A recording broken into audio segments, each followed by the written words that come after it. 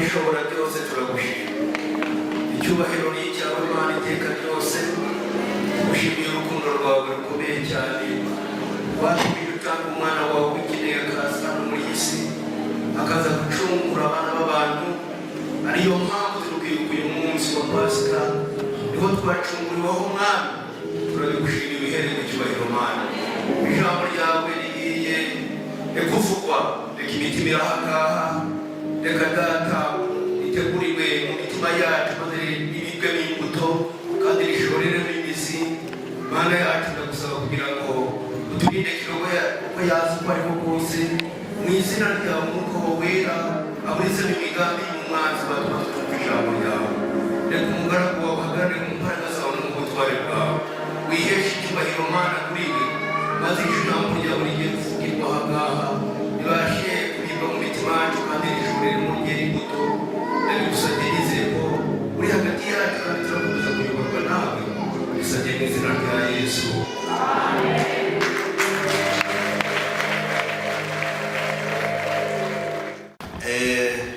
Ni umunezero mwinshi turi kuri Pasika. Pasika tuzi ko ari igikorwa gikomeye cyane, ariyo nkingi ya mwamba, cyangwa se iyo tuyirebye cyane tukareba umusaraba, akaba ari nkingi ya mwamba yerekeranye no kwizera kwacu. Tureba umusaraba wa Yesu Kristo we yabambweho. Amena. Umusaraba akaba ariho utwibutsa cyane umurimo Yesu yakoze, kandi tuvuga umurimo wakorewe ku musaraba.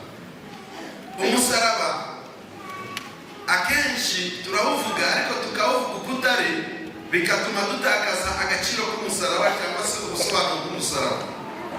Uyu munsi twakagombye kuvuga cyane ku byerekeranye na Pasika, ariko munyemerere tuganire ku cyitwa umusaraba. Amena. Tuganire ku ki? Ku musaraba. Umusaraba twahinduye ikintu gisanzwe. Mu Cyongereza baravuga ngo the cross has been so domesticated. To be domesticated. Karuvati nambaye ibiki? Hano mu ikoti hari iki? Abapasiteri ndabona hano benshi bafite iki? Hari n'abamama nabonye bafite amaherere y'umusaraba. Sibyo? Ndabona n'abasore bacu bafite imbaraga badukoreye iki? Umusaraba barawukoze ni mwiza. Hari ababaji, hari abaelektrisiye bakiza. Ndabona bashizeho n'iki? N'itara. Banawugize mwiza cyane. Ubundi umusaraba wari mubi kuruta n'ahangaha. Bavuga ko Yesu yabambwiye ni ku giti. Ni ku musaraba ni igiti. Ubundi umusaraba ntabwo wari usa neza, wakagombye no gusa nabi.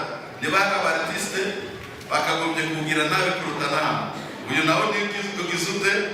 Ni mwiza kuruta uko umusaraba wa Yesu wari ugize ute? Wari umeze umusaraba wari mubi. Ndetse mbere uburyo, reka mbereke uburyo wari umunyeshyamba. Concept y'umusaraba ubundi uko waje bawubambagaho umuntu wakoze ibyaha ndengakamere. Umuntu wakoze ibyaha bigize ute? Ndengakamere, akajya mu rukiko bakamukatira urwo gupfa, niyo wamanikwaga hehe? Umusaraba. Kandi icyo gihe yabaga avuga nk'ikivume, bigatuma abantu bigatuma bategera umusaraba. Concept ya mbere y'umusaraba tuyibona mu Gutegeka kwa 2:21, duhereye ku murongo wa 22. Haravuga ngo kandi umuntu nakora icyaha gikwiriye kumwicisha, bakamwica ukamumanika ku giti. Umusaraba ni iki? Icyo gihe bari bakimanika ku giti kimwe, turaza kureba neza aho inkomoko yavuye ku giti gitambitse. Icyo gihe bamumanikaga ku giti kimwe gihagaze. 23 baravuga intumbi ye ntikarare kuri icyo giti, ahubwo ntuzareke kumuhamba uwo munsi, kuko umanitswe ku giti ari ikivume umana. Nuko umuhambire kugira ngo utanduza igihugu Uwiteka Imana yawe iguhaho gakondo. Amena. Aha. Noneho rero aha ni hamwe ahandi twongera kubona concept y'umusaraba. Tuwubona umusaraba, tuwubona mu Bagalatiya.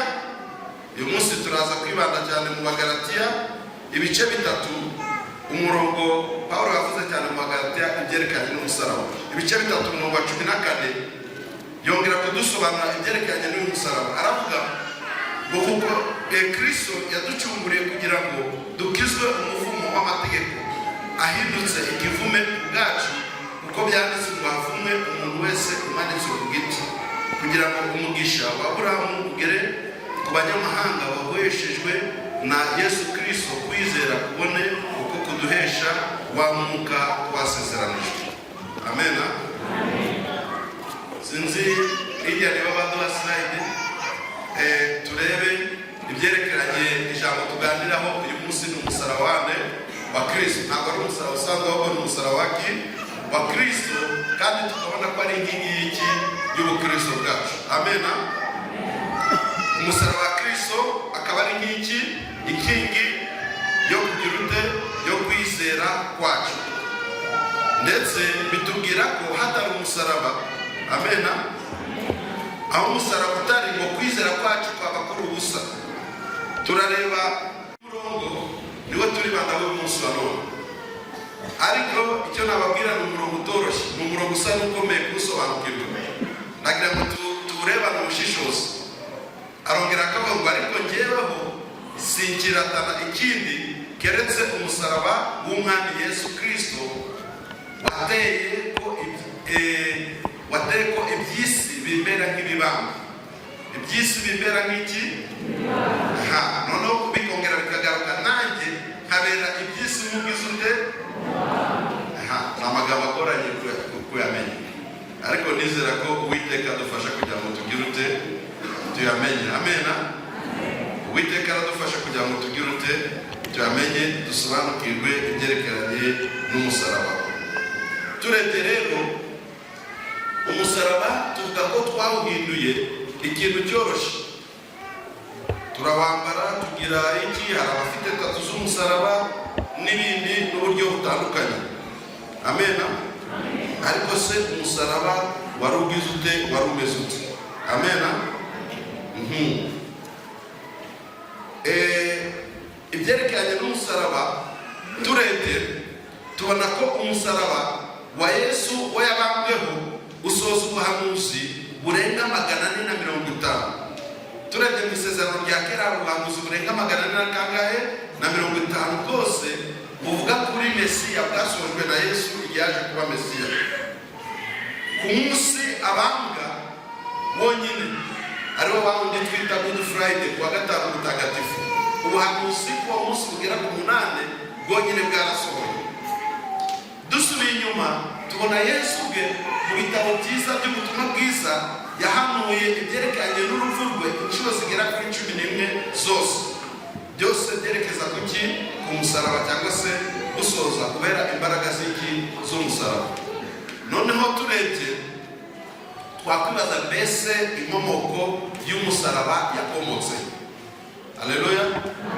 Umusaraba ko twawugize mu rugo, twakuye kuba inyeshyamba tuwugira domestique, tuwuzana mu rugo, ariko umusaraba twabonye ko kitari ikintu cyiza. Mbese ni gute twishimira ikintu kibi kandi cyari kibi? Mbese umusaraba ukomoka he? Icyambere twabonye umusaraba bwari uburyo bwo guhana umuntu wakoze icyaha cy'indengakamere, agacibwa urubanza. Urumva ni urubanza rwaciye, rufite abahamya, rufite abacamanza, rufite abashinja, abashinjura, byarangiza bya by'indengakamere bikamuhama, bamubambaga ku musaraba. Hari abakera bamwe bakiraga ubwo gupfa, hari abakoraga uburyo bahana ku buryo butandukanye, no ku isi y'umunsi wa none bahana mu buryo butandukanye. Mu Rwanda nta gihano cy'urupfu tukigira, ariko igihe cyari kikiriho nabo bari bafite uko babikoraga. Hari abaraswaga, ibihe bya kera bo hari abo bamanikaga ku giti kimwe, ndetse no mu bihe by'i Buraya cyane nibyo bakoresheje. Hari abamanikaga mu mugozi, agahagarara ku kintu bagahirika. Ndakeka n'uyu munsi mu Barabu niko bakibikora.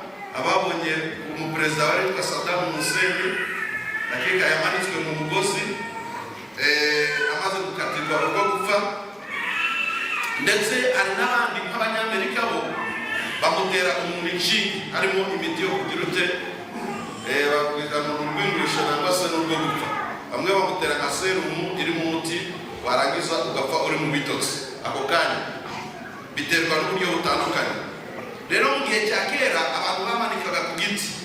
Twabonye yuko ahangaha mu gutegeka kwa kabiri muri Bibiliya baravugaga ko n'Abisirayeli uwakoze cya cyaha bashinjwaga gucibwa urubanza bagombaga kumumanika ku giti ariko ntarareho. Amen.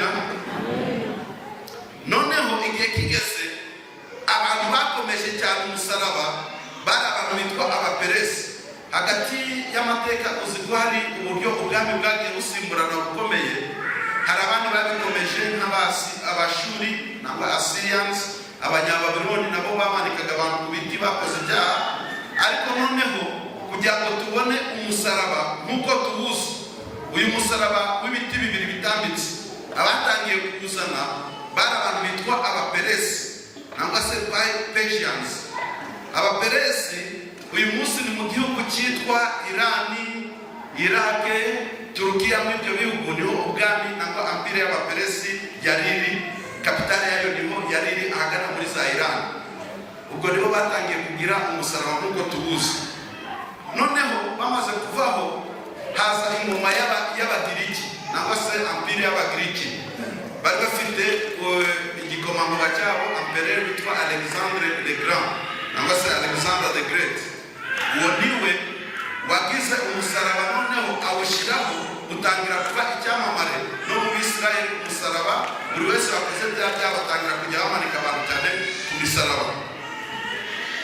Nyuma y'Abagiriki habayeho mbere gato yuko Abaroma baza agana mu kinyejana mu myaka 200 mbere ya Yesu yuko avuka, hariho umujyi witwa Carthage wari uri muri Afurika y'Amajyaruguru. Ni ubwami bwari bukomeye. Uyu munsi twavuga icyicaro gikuru hari nko mu gihugu cyitwa Tunisia. Afurika y'Amajyaruguru y'Abarabu za Tunisia, za Mauritania n'Uganda ruguru hagana muri za Espagne niho ubwami bwari buri. Bo noneho baragiye nabo bagenda bongeramo tekinoloji mu byerekanye no guhana abantu ku musaraba. Urumva Yesu yaje kuvuka umusaraba ari ikintu gisanzwe, kuko Abaroma, ubwami bw'Abaroma bwatangiye imyaka 27 mbere y'uko Yesu avuka. Niho ampire y'Abaroma yatangiye 27 mbere yo kuvuka kwa Yesu. Ni ukuvuga ko Yesu yagiye kuvuka umusaraba w'Abaroma aricyo gihano gihari, kuko ubwami bwabo nibwo bwari buyoboye isi muri icyo gihe. Abaroma bo ko bari abahanga baragiye bongeramo tekinoloji nangwa se ubuhanga nangwa ubugome niko twanabwita mu musaraba, kugira ngo umuntu babambye ku musaraba ababare ku buryo bushoboka bwose.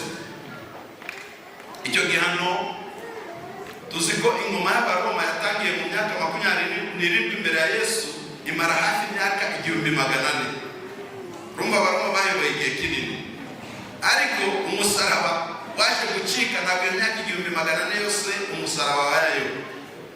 Igihe umwami wabo wa mbere wahindutse umukristo wari witwa Constantine, muramuzi no kubatiza ku gahanga niho byavuye, kuko yari umuntu ukomeye. Babona uko barindika umwami n'imyenda ye muri Yorodani mu mazi, bati nguyu birarenze, bazana kubatiza ku gahanga. Constantine nangwa the Great nangwa the Grand niwe waciye icyaha cy'umusaraba, kuko yari amaze kubamba ku musaraba, kuko yari amaze kuba umukristo. Niho icyaha cy'Abaroma kumanika ku musaraba cyarangiriye. Hari mu kinyejana cya 4 mu myaka ya 350. Ariko igihe cyose Yesu yari ariho, guhaga abantu babamanitse ku musaraba byari biriho. Noneho rero twibande ku musaraba. Mbese kuri Yesu byagenze biti? Iyo tureba badusobanura ko byagenze. Yesu ububabare yabonye nta nubwo dufite amagambo yo kubusobanura. Nubwo turagerageza gusobanura umusaraba, sinibaze ko bihagije uburyo turi busobanure.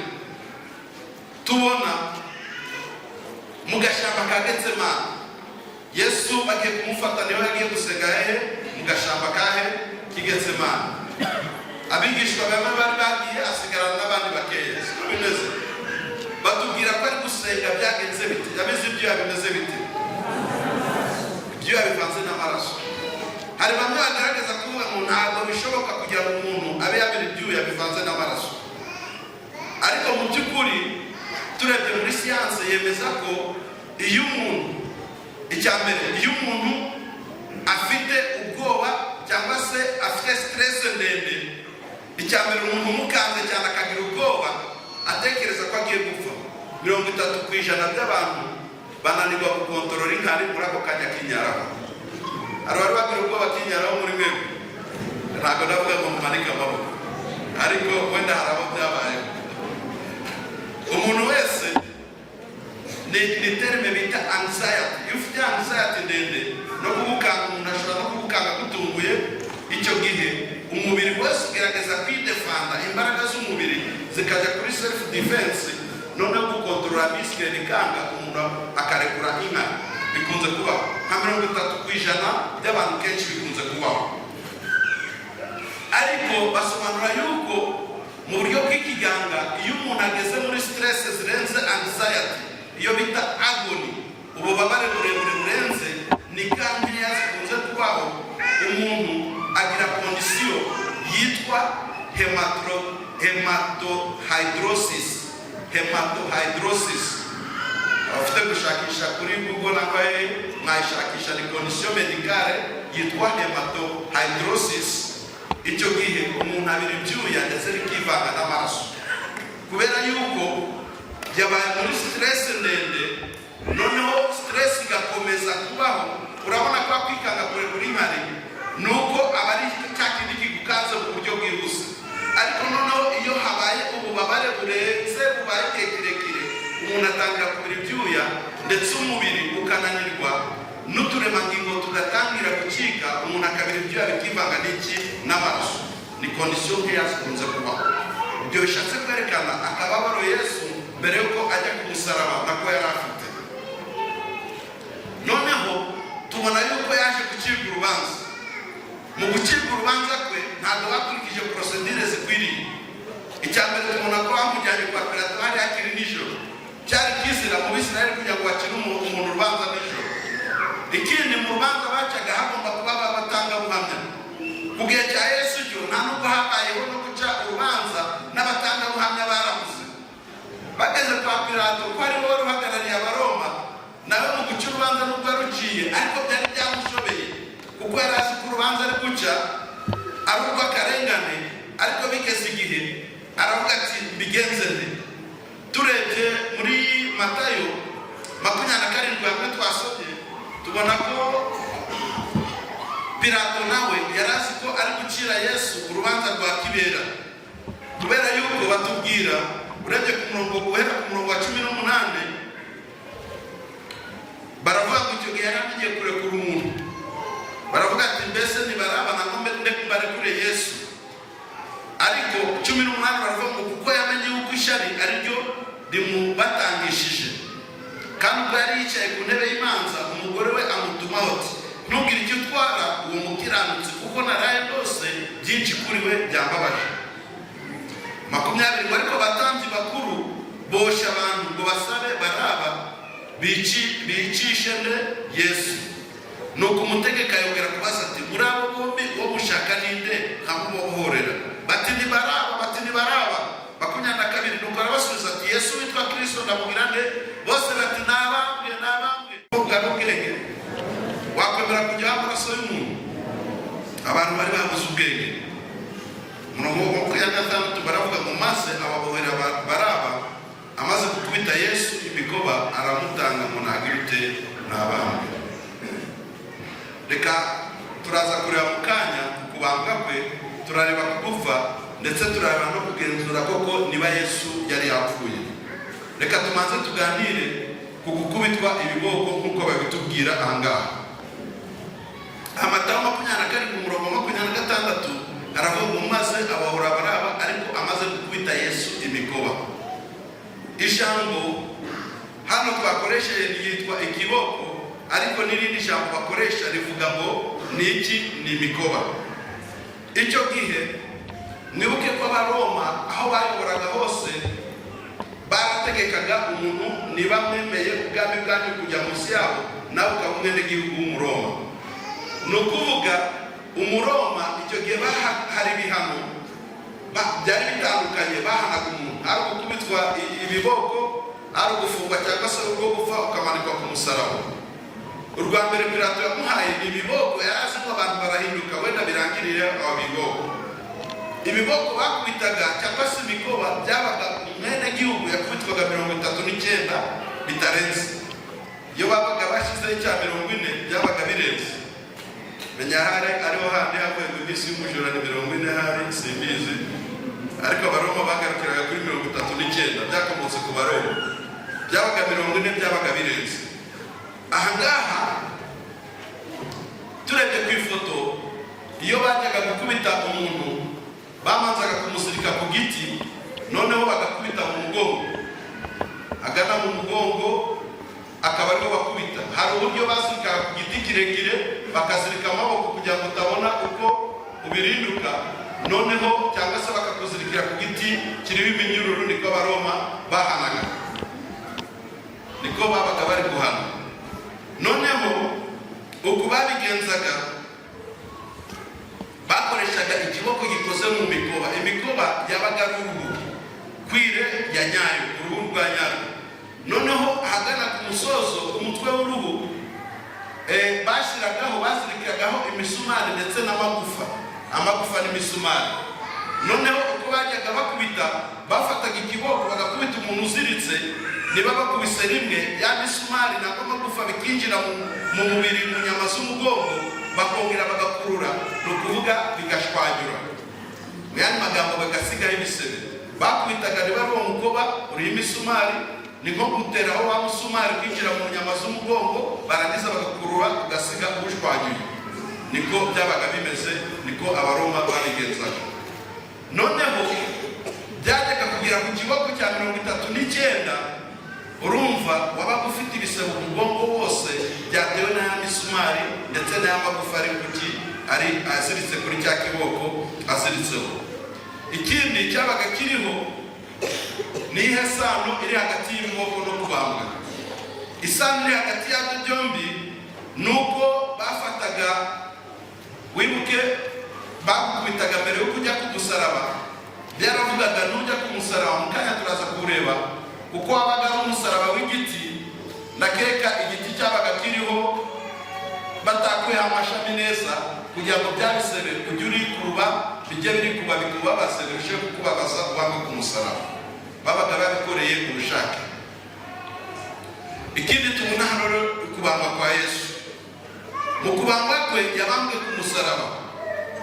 Hari abenshi mubona mu bitabo nk'Abayehova namwe n'abandi bamwe bamubamba ku giti kimwe kizamuye atari bigitambitse, cyangwa abandi bakamubamba ku giti ariko kidafite aka kantu ko hejuru, bakaba babambye ku musaraba umeze nk'uyu nguyu.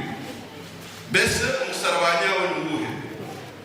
Bamwe abenshi bavuga ku musaraba wa Tau cross.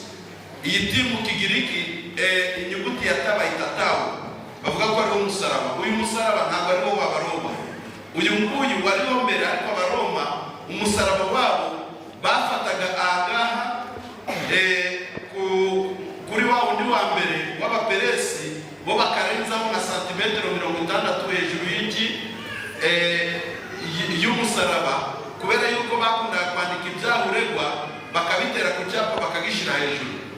Nicyo tuvuga ko umusaraba wa Yesu utagombaga kuba umeze nka Ta, kubera yuko tubona ko banditseho ngo Yesu umwami w'Abayuda bagashyiraho ibiregwaregwa ngo yigeranyije umwami w'Abayuda. Niyo tubona ko umusaraba wari ugize ute, wari muremure kuko wakundaga kurenzaho nka santimetero zigera kuri 60 hejuru y'umusaraba. Ariwe tubona ko ari umusaraba nyawo. Niyo mpamvu ariko Abaroma babambaga. Noneho ikindi tubona ku musaraba, iyo babajyaga kuba mu musaraba, turaza kureba ko Yesu ubuhanuzi buvuga ko nta gufa rye rizavunika. None wakwibaza yatewe imisumari ate mu gihe nta magufa yavunitse? Uko Abaroma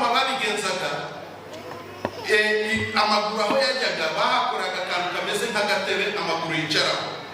Noneho aka gatebe wasaga n'ukandagiye kuri aka gatebe, noneho bagakwega umubiri bagatera n'imisumari kuri cya giti gitambitse, bigatuma kugira ngo aya maguru nibura guhumeka, mukanya turaza kubireba, usa n'uhagazeho, niba ari n'ibirenge baziritse bateremo imisumari, ariko bibe banyura hagati y'inyama batamenye igufa na rimwe, akaba ariho bashobora gutera imisumari, ariko usa n'uhagaze kwa aka gatebe babaga bakoze. Niyo mpamvu bisobanura ko Yesu yaba ataragize igufa na rimwe rigira ute rivunika.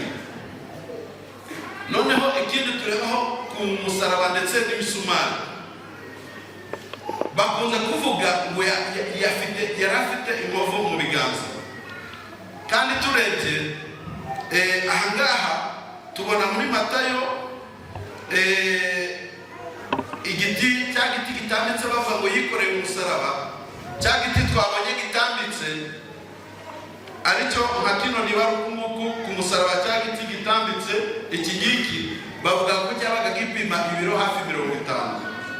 Iyo bavuga ngo wikorere umusaraba wawe, ibi biti byabaga birimo bihagaze byagumagaho. Iyo bakubambaga umusaraba wawe cyari iki giti gitambitse gusa, nicyo wagomba kwikorera. Nyuma yo kwikorera yo gukubitwa ufite bya bisebe bakuzirikagaho iki giti, na benshi ko babaga badafite imbaraga, ari uko niba mwarabonye filime ya Yesu bakakizirikaho imigozi ku maboko ugasa n'uwikoreye. Noneho iki giti cyabaga ari ukava aho bagucire ku rukiko banagukubitiye ujya inyabihanga, bagendaga bikoreye iki uyu musaraba. Niyo mpamvu batubwira Yesu yari yarushe ku buryo no kwikorera umusaraba byasaga n'ibyamunaniye. Niyo mpamvu iyo dusomye muri Matayo, ariko mu by'ukuri ku buryo Abaroma bateraga imisumari ntabwo ari mu kiganza. Mu Kinyarwanda tuzi ko ikiganza ni iki, ariko mu ndimi z'amahanga nko mu Kigiriki iyo bavuze ikiganza ni uguhera ku gice cy'akaboko. Ikiganza ni uguhera nkanga, turabyumvikanaho neza. Mu Baroma bafite ikiganza tukagira n'akaboko. Akaboko ni aka kose, ariko kuvuga ikiganza baheraga mu hagati. Iyo bavuga ngo ni ikiganza ni ikihe rero? Kubera uburemere bw'umubiri w'umuntu, nta buryo bashoboraga gutera ikiganza imisumari mu kiganza hanyuma ni ukuvuga imisumari uburemere yagombaga guhita ishwanyuka kubera uburemere bw'umubiri, ntabwo ikiganza cyagomba kuresista. Ariko ubugome bw'Abaroma ko bari babizi neza, barabyize, bateraga umusumari ahangaha ikiganza kirangiriye gisa n'akaboko, kuko harimo imitsi ikomeye kandi nta n'igufa ririmo. Wibuka ubuhanuzi bwavuga ko Yesu nta gufa na rimwe rizagira ute rizashenjagurwa nabwo rizameneka. Ni ukuvuga ubugome bw'Abaroma bari bazi ko batera umusumari batamenya igufa, kandi ibiro bikaresista kubera imitsi iri hano mu kaboko ikomeye kuruta iyangaha mu kaboko. Iyo batera mu biganza ho byari guhita bishwanyuka. Ni ukuvuga niho bateraga umusumari ugatambuka ukanyura mu mitsi utangirije iki amagufa ayo ari yo yose. Nuko Yesu yaba yaratewe iki imisumari. Ni ukuvuga Abaroma mu bugome bwabo bari bazi iki, bari bazi icyo bakora. Abaroma bari bazi icyo bagira ute. Ikindi noneho bari bashaka kujya mu muntu upfire ku musaraba agira uburibwe bushoboka ku buryo ubwo ari bwo bwose. Turaza kureba noneho, kubera ko bavuga guhumeka, umuntu akenshi yapfaga ku musaraba yishwe no kubura uko yagira ute, uko yahumeka. Turebe ko ububabare bwo gupfira ku musaraba umuntu Abaroma babaga bagize bateganyije yuko yapfiraye ku musaraba ananiwe, kubera ko wabaga wakubiswe. Noneho ikindi cyo bagombaga gukora ni ukugira ngo kugira ute guhumeka bikugore. Bishatse kuvuga bakoraga ikintu cyitwa reversed breathing. Ni ukuvuga uburyo umuntu ahumeka basaga n'ababicuritse kugira ngo ubabare cyane. Niba uhumetse harimo kwinjiza umwuka, warangiza ukagira ute ukawusohora. Kwinjiza umwuka niwo twita inhaling mu Cyongereza, cyangwa se breathing. Kuwusohora bakavuga exhale cyangwa se breathe out. Niba ugize urinjiza umwuka usa n'ushizemo akabaraga, ariko kuwusohora birasa n'ibigize ute n'ibyoroshe. Siko bimeze. Gerageza kwinjiza umwuka, urashiramo akabaraga, umwuka kuko ugomba kuzura mu bihaha, warangiza ukawusohora ugasa n'ugize ute n'urimo kuruhuka. Abaroma bo ibyo bakoze byitwa reverse. Wagombaga kubabara winjiza umwuka ugasa n'uruhuka gatoya uri kuwusohora. Uti kubera iki? Bapimye hahandi amaguru ahagaze nuko amaboko akweze, noneho bakagusigiraho na wibuke n'umusaraba wabaga ufite bya biti umeze nk'amashami batakuyeho. Uko uri guhumeka urasa n'urukwihaga kubera agatuza gakweze, ibihaha ntabwo bishoboye kuzuza umwuka neza. Urashiramo imbaraga kwinjiza umwuka use n'ukwiterura hejuru. Mu yandi magambo, hamwe imisumari iteye hagana no mu mano, urasa n'ukweze uzamuke, noneho kugira ngo ushobore kwinjiza umwuka. Noneho n'uwusohora use n'uruhutse usubire gusa n'ugize ute n'aho amavi yiye. Murabona uko amavi ameze ahangaha. Mu yandi magambo, mu gusohora umwuka urasa n'aho amavi yiye. Nongera kwinjiza umwuka wongere use n'urukwikwega, ariko wibuke urukwikwega inyuma hari iki? Bya biboko bakukubise, ufite ibisebe mu mugongo n'umusaraba utameze neza. Mu yandi magambo, guhumeka kose ni ukubabara kandi wakoresha imbaraga zigize ute nyinshi. Niko Abaroma bagira gute bakoraga. Noneho rero mwibuke bavuga ko umuntu atagomba kugira ute kwira. Abaroma bo ntabwo bahangayikaga, ariko kubera bari mu gihugu cy'Abisirayeli cy'Abayuda kandi bafite itegeko ko umuntu atagomba kurara ku musaraba. Mwibuke na Yesu yabambwe ariko akangahe kuwa gatanu biri gushira ku isabato, byagomba kugira ngo apfe vuba. Iyo umuntu yabaga adapfuye vuba, ku buryo iyo wabaga ufite imbaraga batagukubise cyane bamaragaho n'iminsi 2 utarapfa. Noneho mu Bayuda bo bagombaga gukora vuba kugira ngo umuntu yere kurara ku musaraba, kandi ari no ku isabato byari kizira kugira umuntu ku isabato akiri ku musaraba. Icyo gihe ko bagombaga kubigenza ute? Baragombaga kuza bagahonda bakavuna amaguru, bamara kuvuna amagufa yo mu maguru, ya sapoti wari ufite kuri kagatebe yo kugira uzamuka guhumeka ikanga.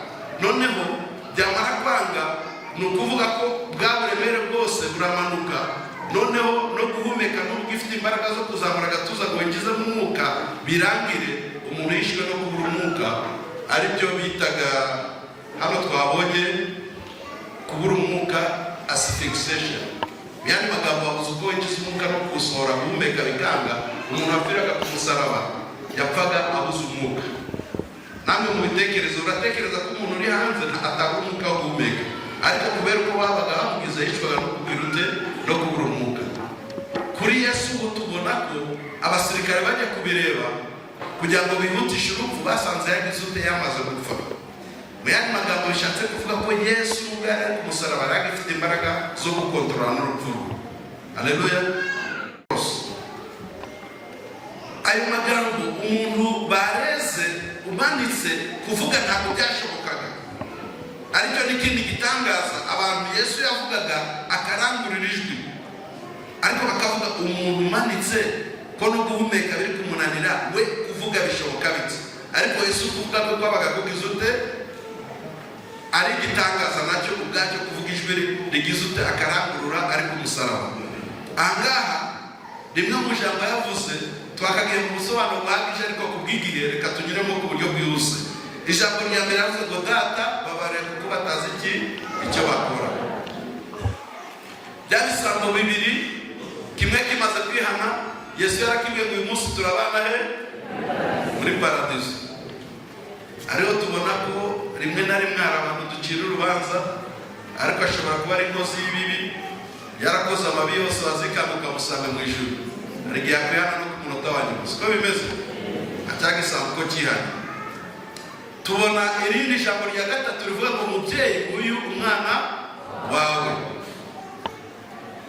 Tubona irindi jambo ati mana yanjye ni iki kikundekesheje? Eli Eli lama sabakitani. Abaririmbye mu kanya baturirimbiye hano sibayivuze. Bo bumvishe ngo Eli Eli lama sabakitani, bo baravuze ngo bari gutabaza ngo Eliya azamutabara bari guhamagara Eliya. Urumva baravuze bari kugira ute, bari guhamagara Eliya ngo murindire turebe ko Eliya araza kumutabara. Yesu yongera kuba ngo mfite inyota, ariwe wamusumeje ngo vini share ngo spongo. Noneho ijambo rikomeye yavuze mbere yuko atanga, yavuze ngo birarangiye. Mu Kigiriki cyitwa tetelestai. Tetelestai niko mu Kigiriki rigute risomo birarangiye. Iri jambo ni ijambo rikomeye kuri aya yose uko ararimo. Tubona ko rya nyuma yo kuvuga birarangiye ko ariwe yitabye Imana, arakavuga ngo data mu biganza byawe niho nshyize ubugingo bwanjye. Ariko iri jambo tetelestai mu Giswahili tuvuga kwisha, c'est fini, it is finished. Ntabwo mu Kinyarwanda birarangiye bitandukanye no kuvuga ngo nugusoza cyangwa se nugusubika, ahubwo nukuvuga ko birarangiye burundu. Abaganda baravuga ngo chiwede, mu Ruganda niko bavuga.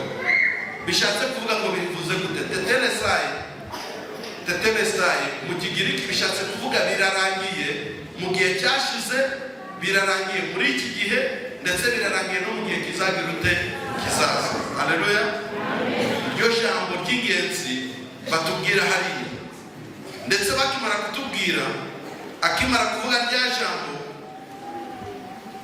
ngo murongo wa 50 Yesu yongera kuvuga ijwi rirenga aratanga. Ako kanya hari ibitangaza bitandukanye byabaye, hari ibitangaza bitandukanye bigize ute byabaye. Umwenda ukingirisha hera cyane y'urusengero wagize ute utabutsemo kabiri, ariko kuvuga ngo birarangiye buri wese yemerewe kwinjira hera. Utangira hejuru kugira hasi, ngo isi iratigita, ibitare birameneka, ibituro birakinguka, intumbi nyinshi z'abera bari barasinziriye zirazurwa, bava mu bituro, maze amaze kuzuka binjira mu murwa wera, baboneka ari benshi. Haleluya. Urupfu rwa Yesu narwo rwari urupfu rwa nyarwo. Hari benshi basanze yapfuye batekereza kuvuga se ni umutima wagize ute, ntabwo twamukubise umutima washwanyutse, byari bimeze bite? Noneho uko gupfa kwe kwarabatangaje kubera ko byari ubushake bwe, nubwo ari ko umusaraba ariko nk'Imana aragifite ububasha. Noneho umusirikare umwe araza amukorera icyo twita autopsy. Autopsy niyo bashaka kumenya umuntu niba yapfuye ntabwo icyamwishe. Icyo yabigenjeje ngo yafashe icyuma ritera hehe mu rubavu, havamo iki? Amazi n'amaraso. Icyuma ryo mu rubavu, turebye mwibuke Abaroma bari abanyamwuga bazi icyo bakora. Aho yateye icumu hari imitsi y'inyama twakwita mu Cyongereza bayita diaphragm, sinzi mu Kinyarwanda uko twayita. Hari imitsi imeze nk'akayungirizo gatandukanya inyama y'umutima n'ibihaha, ibihaha nibyo duhumekeramo, munsi akababara. Iri hano hagana mu mbavu. Urabona uko Yesu ameze hano munsi y'imbavu, harimo akantu kameze nk'akayungirizo k'inyama itandukanya amara ndetse n'umutima n'iki n'ibihaha duhumekeramo. Uwo musirikare amuteye icumu ryo mu rubavu, yahuranyije hagati ya nyama yitwa diaphragm kugira ngo barebe hejuru aho umutima uri, ndetse no mu bihaha barebe ikiri buvemo. Arangije babona amazi n'amaraso. Mbese bishatse gusobanura iki? Iyo abakiri muzima ni ukuvuga byari kugera ku mutima, amaraso agasohoka ari amaraso mazima.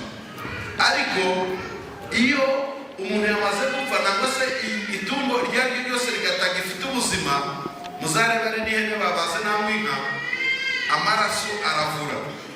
Amaraso yamara kuvura akaba icyitwa ikiremve, akabamo n'amazi bikitandukanye. Hano dufite abaganga bize hematology, hari isomo ry'amaraso ryitwa hematology. Abaganga bari hano bari dusobanura neza. Hamwe ba Madame Patrick we yize labo, nabo bapima amaraso bagira ute mu somo bita hematology. Amaraso yose iyo ahuye na oxygene yo hanze aravura, akaba ikiremve ikitandukanya n'andi mazi, ariyo mazi bita serum. Iyo serum rero yavuyemo niyo yavuye mu rubavu rwa Yesu, na ya maraso ameze nk'ibiremve. Iyo aba akiri muzima hari kuva amaraso mazima nk'uko tuyazi. Turabyumvikanaho neza. Bishatse kuvuga uwo musirikare yagize confirmation aravuga ngo yamaze gupfa kubera ko ni amazi, serumu n'amaraso y'ibiremve uko byari bitandukanye. Noneho nabo birabatangaza bivuga ko gupfa kwe kwari kurimo igitangaza, ndetse n'abaroma b'abanyamwuga byaragize ute byarabatangaje. Bishatse kuvuga ko gupfa kwa Yesu kari akababaro kenshi, ariko kuko yarapfuye. Ikibazo ntabwo ari ugupfa gusa, ahubwo icy'ingenzi ni uko yazutse, arimo uyu munsi wa none twizihiza. Haleluya. Mu gihe turangiza ndagira ngo twibaze, mbese ubusobanuro nyabwo bw'umusaraba ni ubuhe? Ni ukugira ngo twambare gusa tugende? Ni ukugira ngo tuwugire neza use neza? Haleluya. Umusaraba niba usa nabi ntimuvuge ngo bakoze umusaraba usa nabi, ahubwo harimo bikuruta n'uyu nguyu. Turabyumvikanaho neza. Kibaye bakarekeyeho amashami nk'aya ngaya niho hakabaye umusaraba wa nyawo. Ariko igihe cyose twibutse umusaraba tugomba kumenya uko bimeze. Ikimenyetso icya mbere, umusaraba ni ikimenyetso cy'ubwitange. Ushake azi ko biri ngombwa. Amen. Niyo mpamvu nka Yesu ibyo tugomba kubizirikana. Niyo mpamvu nta kintu tugomba kwirata. Twarenge indirimbo muzajya nirata gusa uwo muki umusaraba. Niyo musaraba twakwirata nawo nyine. Ikindi tugomba kubona ko nuko imbaraga zo kuzuka, umusaraba twibutsa imbaraga z'iki zo kuzuka, ndetse no kuduha iki agakiza. Yesu yarazutse. Turebye Matayo 28:2 batubwira ko mu gitondo basanze imva iri gusa. Kuzuka kwe kuduha imbaraga. Turebye Abakorinto ba mbere bice 15 basobanura ibyerekeranye n'umusaraba ndetse no kuzuka. Bavuga ko iyo atazuka no kwizera kwacu kwakabaye kwiki ukubusa. Ariyo mpamvu umusaraba tugira ari umusaraba uri ubusa. Umusaraba ugize ute? Kuko Yesu yamaze kugira ute yarazutse. Ntabwo twizera muri wa musaraba Yesu akiriho. Kuko wa musaraba Yesu akiriho bishatse kuvuga ko akiri ku musaraba adafite imbaraga zo kuvaho, ariko yaranesheje. Inshuti za Yesu yaremye ngo Yesu yatsinze igitego. Yagitsinze nde? Yagitsindiye ku musaraba, agitsinda Satani. Nuko yavuye ku musaraba. An empty cross bifite ubusobanuro. Namwe abakristo ni mwambara umusaraba, nimujye murambara wawo uriho Yesu. Mujye murambara umusaraba Yesu yaragize ute? Yaravuyeho. An empty cross, umusaraba uri gusa. Niyo musaraba twizereramo. Kuko Yesu yaranesheje yagize ute? Yavuye ku musaraba. Niyo mpamvu anaduhamagara kugira ibikorwa dukora. Igikorwa tumukora ni ukumenya icya mbere ububi bw'ibyaha byacu byatuma njya ku musaraba. Twarangiza tukamenya uburemere bw'urukundo rw'Imana, aricyo gikorwa cyo kwakira umwana wayo kugira ngo tumwemerere agire ibyo adukorera. Amen. None ikindi twaganiraho turangirizaho ni ukwibuka, ni ukuzirikana ibyerekeranye n'umusaraba mu guhindura ubuzima bwacu. Ntabwo twize umusaraba ngo twige gusa, ahubwo umusaraba wahinduye iki ubuzima bwacu. Icya mbere, umusaraba uduhamagara kwitandukanya n'isi. Amen. Umusaraba uduhamagara kwitandukanya n'iki n'isi. Paulo hano mu Bagalatiya ibice 2:20 atwibutsa ngo nabambarwe nande na Kristo, ariko ngisute ndiho, nyamara sinjye uriho ninde uriho? Kristo muri njye. Amen. Igihe cyose tugomba kwitandukanya n'abisi.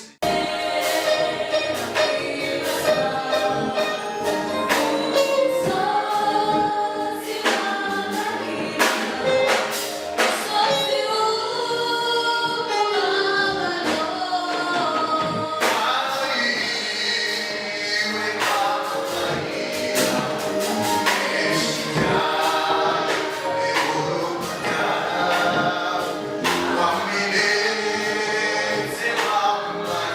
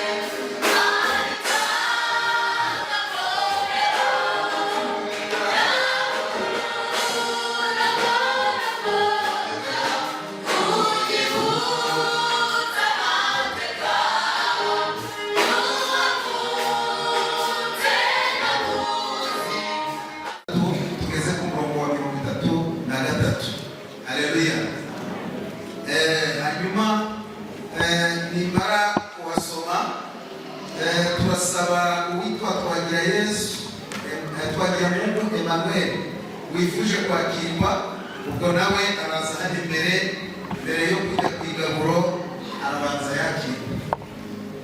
Aravuga ngo ahangaha Pawulo yarimo yigisha itorero ry'i Korinto ibintu bidakwiriye gukorwa mu ifunguro ryera. Haleluya.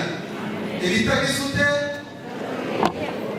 Ibidakwiriye gukorwa mu ifunguro ryera ni byinshi, ariko reka mbere kuri murongo wa 26 aho yagize ati uko muzajya murya uwo mutsima mukanywera kuri iki gikombe muzaba mwerekana urupfu rw'umwami Yesu kugeza aho azazira. Haleluya.